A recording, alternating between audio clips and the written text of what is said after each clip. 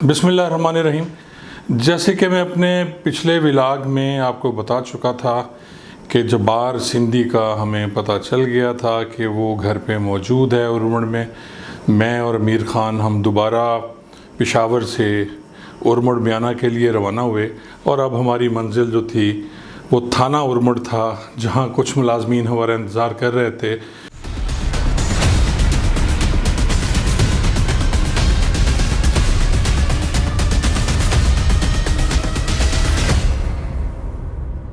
क्योंकि एसएसपी आज़म जोया साहब ने हमें ये कहा था कि आपने थाने जाके एसएचओ को रिपोर्ट करनी है और उसके बाद फर्दर जो प्रोग्राम होगा वो एसएचओ ने बनाना है। और क्योंकि एसएचओ ने सारा इलाका देखा हुआ था, इलाका तो हमने भी देखा हुआ था, लेकिन हम दो पुलिस वाले किस तरह रेड कर सकते थे, उसके लिए बहुत ज़्यादा नफरी चाहिए थी। क्योंकि उरमड़ जो है बहुत ख़तरनाक था। जैसा कि मैं पहले आपको बता चुका हूँ कि वहाँ 95% लोग मर्डर होते हैं और तभी मौत बहुत कम होती है। दुश्मनियाँ बहुत ज़्यादा हैं वहाँ लोगों की, और घरों में उन्होंने मोर्चे बनाए हुए हैं। हर कमरे से एक सीढ़ी लोहे के ऊपर जाती है और ऊपर उन्होंने छत पे मोर्चा बनाया होता है ताकि किसी भी नाखुशगवार सूरत हाल में वो अपने दुश्मनों से अपना बचाव कर सकें। थाना उरमड़ की बिल्डिंग मैंने और अमीर ख़ान ने पहले भी देखी हुई थी, क्योंकि हम लोग वहाँ घूमते रहे थे जब्बार की तलाश करने के लिए बाबा अली शाह के साथ। एक पुरानी सी बोसीदा सी बिल्डिंग थी थाना उरमड़ की, और बड़ी पुरस्कार सी रात को लग रही थी वो। तो जब हम थाने पे पहुँचे तो एसएचओ हमारा मुंतज़िर था। इंस्पेक्टर शेर खान नाम था एसएचओ का, और उसने बड़ा पुरतपाक हमारा इस्तकबाल किया, खाने का पूछा और पूछने लगा रेड कहाँ करना है। तो हम गोलमोल कर गए कि जब तक हमें एसएसपी साहब की तरफ से कोई ग्रीन सिग्नल नहीं मिलेगा उस वक्त हम उसे नहीं बताएंगे। लेकिन क्योंकि मोबाइल फ़ोन वहाँ काम नहीं करता था और लाइन नंबर भी वहाँ से मिलना मुश्किल था, तो फिर हमने मजबूरन एसएचओ को बता दिया कि जी हमने कौन से घर पे रेड करना है। तो एसएचओ ने अपने 2-3 बाएतमाद पुलिस मुलाजमीन बुला लिए और अमीर ख़ान उनके साथ चला गया नज़र हजाम का घर दिखाने के लिए, जिसमें जब्बार सिंधी रहता था। इसी तरह रात के 2 बज गए और कोई 100 पुलिस मुलाजिम, वो फ्रंटियर कांस्टेबलरी के थे और कुछ पेशावर पुलिस के भी थे, 100 की नफरी होगी तकरीबन, जिन्होंने रात 2 बजे थाना उरमड़ म्याना रिपोर्ट की।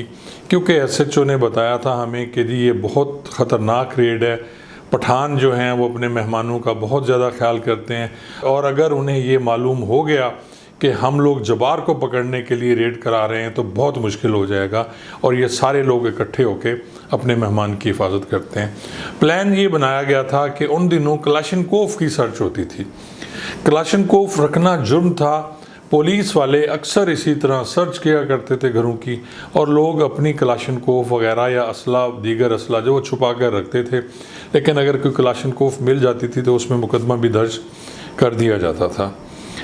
रात को 3 बजे तक हम जागते रहे। तमाम पुलिस मुलाजमीन ने नमाज पढ़ी फजर की, और फजर की नमाज पढ़ते ही हम लोग रेड के लिए रवाना हो गए। अब रेड कुछ इस तरह का था, उन्होंने पूरी प्लानिंग की हुई थी पुलिस मुलाजमीन ने। हर गाड़ी के साथ एक सीढ़ी थी चढ़ने के लिए, और जब हम वहाँ जब्बार के घर के पास जो नज़र हजाम के घर में रह रहा था वहाँ पहुँचे तो सबसे पहले उन्होंने एक आउटर कार्डन लगाया ताकि जब्बार भाग ना सके जी, क्योंकि ये बिल्कुल जो कस्बा था उरमड़ म्याना, या उसे आप गांव कह सकते हैं, उसके दरमियान में नज़र का घर था। तो उसके बाद आउटर कार्डन लगाने के बाद फिर इनर कार्डन लगाया गया, और वो जवान जिन्होंने अंदर जाना था उन्होंने सीढ़ी लगाई। मुझे और अमीर ख़ान को सख्ती से रोक दिया गया कि आप लोगों ने उर्दू में बात नहीं करनी, और ख़ास तौर पे मुझे कहा गया था क्योंकि मुझे पश्तो नहीं आती कि आपने खामोश रहना है। जैसे ही सुबह की पोप फूटी तो उसके साथ ही जवानों ने सीढ़ियाँ जो हैं वो दीवार के साथ लगाईं और घर के अंदर कूद गए। दरवाज़ा खोला, मैं, अमीर ख़ान और शेर खान इंस्पेक्टर के साथ काफ़ी मुलाजमीन अंदर चले गए। अंदर इस तरह 2 कमरे थे एक लाइन में। पहले कमरे का दरवाज़ा शेर खान ने नॉक किया तो एक बूढ़ी औरत ने दरवाज़ा खोला। उस कमरे के अंदर कुछ जवान चले गए तो वहाँ नज़र हजाम भी मौजूद था और उसकी बीवी भी अपने 2 बच्चों के साथ वहाँ सोई हुई थी। बूढ़ी औरत से बड़े आराम से पूछा गया कि आपका मेहमान किधर है और साथ वाले कमरे में कौन है, तो उसने इशारा किया कि साथ वाले कमरे में मेहमान है। मैं पीछे रहा, एसएचओ अपने 2 मुलाजमीन के साथ वाले कमरे पे गया और उसने दरवाज़ा नॉक किया। 2 मिनट के इंतज़ार के बाद दरवाज़ा खुला। जो ही दरवाज़ा खोला गया तो वहाँ एक लंबे से कद का नौजवान खड़ा हुआ था जिसकी उम्र तकरीबन 30-35 साल थी, जिसने बनियान पहनी हुई थी और शलवार पहनी हुई थी, और उसके साथ उस कमरे में उस पलंग पे एक लड़की लेटी हुई थी जो शायद उसकी बीवी नानो थी। जैसे ही जबार को पुलिस वालों ने पकड़ा तो नानो ने शोर मचाना शुरू कर दिया, पश्तो में गालियां देनी शुरू कर दी कि उसके हस्बैंड को क्यों लेके जा रहे हैं, लेकिन एसएचओ ने उसे सख्ती से खामोश करा दिया।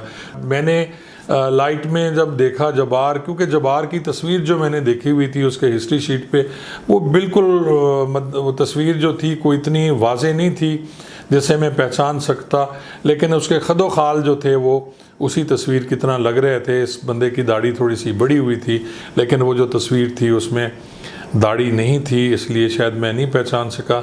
और इस तरह हम नज़र और जबार को लेके थाना उरमड़ मियाना वापस पहुंच गए। टोटल नफरी जो बाकायदा आउटर कार्डन और इनर कार्डन पे लगाई गई थी वो भी इकट्ठी कर ली गई, और एसएचओ आगे एसएचओ की गाड़ी थी और पीछे सारे गाड़ियां जो हैं वो लेके हम वापस थाना उरमड़ मियाना पहुंच गए। अब वहाँ इंटरोगेशन करनी थी। जब नज़र से पूछा गया कि जी ये शख्स कौन है, तो नज़र ने बताया कि ये जो है ये हमारा दामाद है, मेरा बहनोई है, और इससे नानो से इसकी शादी हुई है और पंजाब का रहने वाला है। जब जबार से उसका नाम पूछा गया तो जबार ने अपना नाम गलत बताया। जैसे ही मैंने जबार को कहा उर्दू में कि जबार तुम जबार हो, तो जबार एकदम लर्जा और ख़ामोश हो गया, लेकिन अपने मुंह से कुछ नहीं बोला। थोड़ी देर की इंटरोगेशन के बाद हमें कंफर्म हो गया था कि यही जबार सिंधी है जो हमने गिरफ़्तार कर लिया। अब वहाँ से वापसी का प्लान बन गया था। एसएचओ अपनी गाड़ी में और जितनी भी नफरी थी वो गाड़ी में लेके हम वापस पेशावर पुलिस लाइंस में आ गए। जब हम पुलिस लाइंस में पहुंचे तो जैसे मैं पहले भी शायद आपको बता चुका हूं कि डीआईजी साहब ने वहां से एक 4x4 डाला जो था डबल कैब, वो रवाना कर दिया था जिसमें हमने जबार मुलजिम को ले जाना था। जब हम पुलिस लाइन पहुंचे, थोड़ी इंतज़ार के बाद हमें जैसे ही मेरा वो डबल कैब डाला पहुंच गया, 18 नंबर था, मुझे आज भी याद है, तो उसको हमने डाले में शिफ्ट कर दिया, उसकी आंखों पे पट्टी बांध दी। जो 4 जवान आए थे वो उसमें से 3 जवान पीछे बैठ गए। पिछली सीट पे अमीर ख़ान था, दरमियान में हमने उल्टी हथकड़ी लगा के जबार सिंधी को बिठाया और उसके साथ एक मुसल्ला जवान बिठा दिया गया, और उसकी आंखों पे मैंने पहले भी बताया आपको कि जबार की पट्टी बांध दी गई। मोबाइल फ़ोन पे मैंने जैसे सिग्नल आए, पहले मैंने अपने एसएसपी आज़म जोया साहब को फ़ोन पे बताया कि सर जबार पकड़ा गया, जो बहुत खुश हुए और मुझे मुबारकबाद दी। थोड़ी देर बाद डीआईजी मलिक अशरफ मरहूम का भी मुझे कॉल आ गई और उसी मोबाइल फ़ोन पे उन्होंने भी बहुत बहुत मुबारक दी और मुझे बताया कि आईजी साहब बहुत खुश हो रहे हैं आपके इस कारनामे पे, क्योंकि एक ऐसी जगह से जबार को गिरफ़्तार किया था जहां उसको गिरफ़्तार करना बहुत मुश्किल काम था। गो इसमें रेड पेशावर पुलिस ने किया, लेकिन जितनी मेहनत हमने की और हमारे साथ बाबा अली शाह ने की, उसकी वजह से जबार सिंधी गिरफ़्तार हो गया। अब जबार को हमने वापस बहावलपुर लेके जाना था और थोड़ी देर के इंतज़ार के बाद हम लोग बहावलपुर के लिए रवाना हो गया। जब हम वहाँ से रवाना हुए तो जो साजिद वाली गाड़ी थी मैं लेके गया था रावलपिंडी से, जिस पे अमीर ख़ान और मैं पेशावर में 15 दिन रोड भी जाते रहे, उसे भी वापस लेके जाना था। डबल कैब का ड्राइवर था, वो गाड़ी उसके हवाले कर दी गई ताकि वो डाले के पीछे लेके आए। मैं डाला ड्राइव करता रहा। हम रावलपिंडी पर्ल कॉन्टिनेंटल होटल पहुंच गए। वहाँ गाड़ी मैंने जो साजिद से ली थी शेरार्ड, वो साजिद के हवाले की। साजिद ने हमें फिर वहाँ दोपहर का खाना खिलाया पीसी होटल में और थोड़ी देर बाद हम वहाँ से रवाना हो गए। अब ड्राइवर भी क्योंकि मेरे साथ डबल कैब डाले में आ चुका था, मैं साथ वाली सीट पे बैठा था, और इसी तरह अमीर ख़ान और एक दूसरा कांस्टेबल मुसल्ला बावर्दी जो था तो उन्होंने जबार को दरमियान में बिठाया हुआ था। मैंने अमीर खान से कहा कि क्यों ना जबार से इंटेरोगेशन की जाए। अब सिपाही साहबा या लश्कर जंगवी के जितने भी मुलजमान हमने गिरफ़्तार किए उनमें एक खूबी ज़रूर थी कि जैसे उनसे कोई बात पूछी जाती थी वो बिल्कुल सच बोलते थे, झूठ नहीं बोलते थे। और जब मैंने जबार से पूरी कहानी पूछी तो फिर जबार ने भी बग़ैर कोई झूठ बोले वो सब कुछ सच सच बता दिया कि किस तरह वो रहीम यार ख़ान उन्होंने रैकी की थाना सदर में जब मेरा मुखबिर उनके साथ था और वहाँ चौधरी सादिक को कत्ल नहीं कर सके, और फिर उन्होंने बहावलपुर कैसे प्लानिंग की, किस तरह उन्होंने रेडी किराए पे ली, किस तरह साइकिल उन्होंने किराए पे लिया। और उसने बताया कि जी वो चौथा जो शख्स था वो अबू बकर था। इसमें अब्दुस्तार, अराई, शाह सवार, जबार और अबू बकर चारों आदमी उसने क्लियर कर दिए। और एक सबसे बड़ी इम्पॉर्टेंट बात, जब उससे ये पूछा गया कि तुमने जब उनको फायरिंग की तो उसने कहा जी हमने छट्टा मारा कलाशनकोफ का, और पीछे जो जितने भी बैठे हुए थे लोग उनमें से कोई भी हिल नहीं सका। जबार ने बताया कि जब चौधरी सादिक को फायर लग गए थे लेकिन फिर भी उसने हिम्मत नहीं हारी और उसने अपना पिस्टल निकालने की कोशिश की, मगर ज़िंदगी ने उसको मोहलत ना दी और उसका इंतकाल हो गया। अब जितने भी लोग हम डबल कैब में बैठे हुए थे ये सब कुछ सुन के अफसरदा हो गए और उसके बाद खामोशी छा गई। मैंने दोबारा अमीर खान को कहा कि इसकी आंखों पे पट्टी बांध दे और हमने अपना सफ़र जारी रखा। जैसे हमने जेहलम क्रॉस किया तो मुझे एक कॉल आई एसएसपी आज़म जोया साहब की, और उन्होंने कहा जी कि आप लोग कहाँ हैं। मैंने उन्हें बताया जी इस तरह हम डबल कैब गाड़ी में हैं। तो उन्होंने कहा जी आप नीचे उतर के मेरी बात सुन लें। मैंने ड्राइवर को गाड़ी रोकने का कहा और नीचे उतर के मैंने जब बात की उनसे तो उन्होंने कहा कि जबार के वर्षा को पता चल गया कि जबार सिंधी पकड़ा गया है, क्योंकि लश्कर जंगवी वाले उन दिनों बहुत एक्टिव थे। तो उन्होंने मुझे ख़बरदार किया कि आप इसको बड़े तरीके से और हिफाजत से लेके आना है, कहीं ऐसा ना हो कि रास्ते में लश्कर जंगवी के जो लोग हैं वो आपसे छुड़वाने की कोशिश करें, क्योंकि ये आप बात खुल चुकी है कि जबार भी पकड़ा गया है। मैंने जब ये फ़ोन सुना तो खामोशी से मैं आके गाड़ी में बैठ के और ड्राइवर को चलने का इशारा किया। गाड़ी चल पड़ी। तो उसके बाद थोड़ी ही देर बाद फिर मुझे कॉल आई एसएसपी साहब की कि अगर आप लोग आना चाह रहे हैं बारास्ता लाहौर तो आप लोग मत आएँ, क्योंकि उन दिनों मोटरवे थी नहीं और यही जीटी रोड और केएलपी रोड थी। तो उन्होंने कहा जी आपने बारास्ता लाहौर और भावलगर से नहीं आना, बल्कि अब आपने स्टे करना है कसूर में, जहां एसएसपी कसूर से बात हो गई है और वहां आपने रात स्टे करना है। यहाँ से एलीट के 2 डाले भावलपुर से हम लोग ने भिजवा दिए हैं जो आपका कसूर में इंतज़ार करेंगे। रात आपने इस मुलजिम को कसूर में रखना है और सुबह लेके आपने रवाना होना है। हमने बड़ी तेज़ी से ये सफ़र किया। रास्ते में हम कहीं नहीं रुके और हम मगरिब से थोड़ी देर बाद कसूर पहुंच गए। कसूर में पहुंचने के बाद वहां का जो एसएचओ सदर था उसने हमें हमारा इस्तकबाल किया और थाना सदर कसूर की बिल्डिंग में हमने जबार सिंधी को एक कमरे में रखा, जहां उसकी हिफाजत पे मैं और अमीर खान थे। जबार को हथकड़ी लगा दी गई थी और उसका बेला जो है वो चारपाई के साथ लगा दिया गया था। अमीर खान अब उस चारपाई पे बैठा हुआ था और दूसरी चारपाई पे मैं उसके साथ था। और अब हमने पूरी रात जाग के गुजारनी थी ताकि कोई ऐसी बात ना हो जाए जिससे जबार ख़ुद को नुकसान पहुंचाए या भागने की कोशिश करे। हमारी पूरी की गई मेहनत नाकाम हो जाती। रात किसी न किसी तरह से गुजर गई।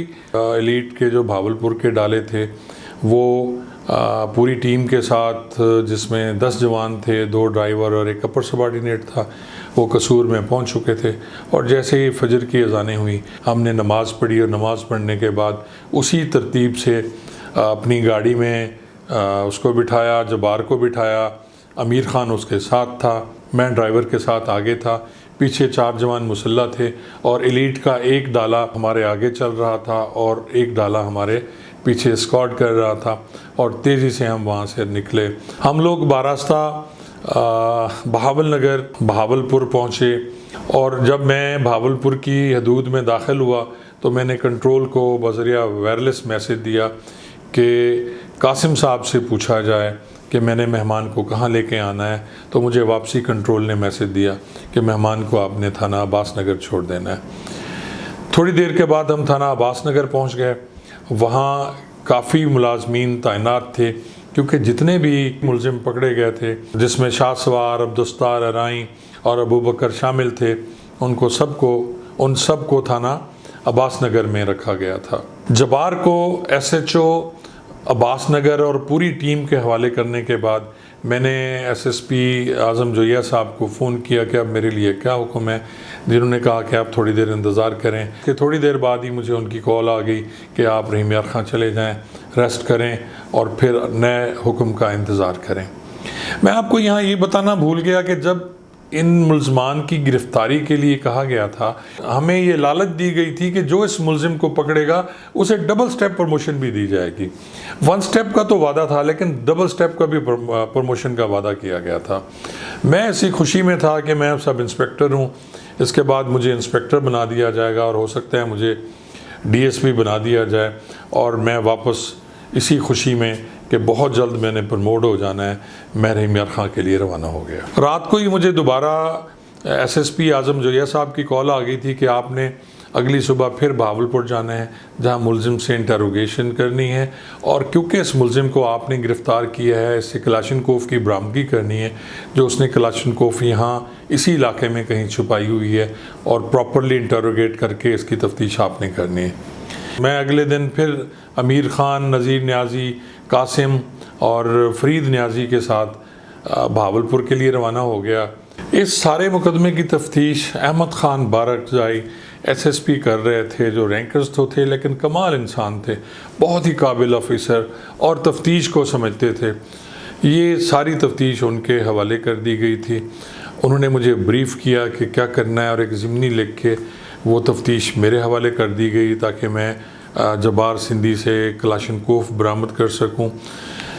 जबार सिंधी के ही इंकशाफ पे थाना अब्बास नगर के इलाके से ही वो मैंने कलाशनकोफ बरामद की, साथ में 4 मैगज़ीन्स भी थे, वो भी बरामद हो गई, और मैंने फ़र्द बनाई और इनको सबको वापस SSP अहमद ख़ान बारकज़ाई के हवाले कर दिया, क्योंकि अब सारी तफ्तीश आगे उन्होंने करनी थी।